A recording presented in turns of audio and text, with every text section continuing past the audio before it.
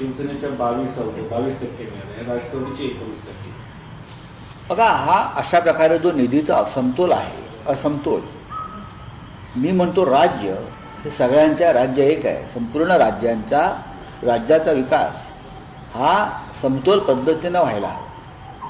राज्याचा जिथे विकासाचा बॅकलॉग आहे,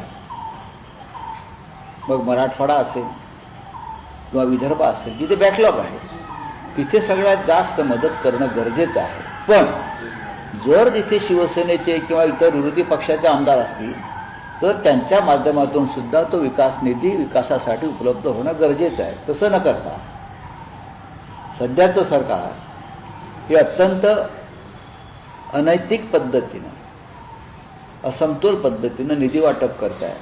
हे खरं म्हणजे लोकशाही आणि संविधानासाठी घातक हा पायंडा आहे.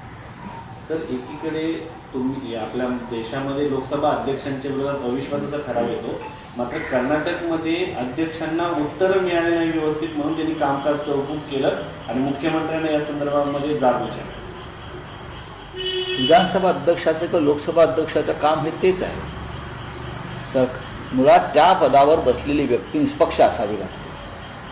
तुम्ही जरी एका पक्षाकडून निवडून आला असाल आणि त्या पदावर बसला असाल, तेव्हा त्या पदावर जेव्हा तुम्ही बसलेला आहात तेव्हा तुम्ही निष्पक्ष असता आणि सगळे पक्ष तुमच्यासाठी समान असतात, सरकार पक्षासह.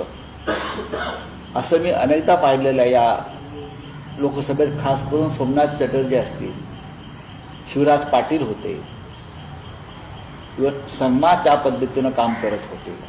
पण आता विधानसभांचे अध्यक्ष व महाराष्ट्राचे असतील किंवा आणि लोकसभेचे अध्यक्ष असतील, ते पूर्णपणे राजकीय दृष्टिकोनातून काम करतात. म्हणून कर्नाटक विधानसभा अध्यक्षांचा आदर्श हा सगळ्यांना ठेवायला पाहिजे.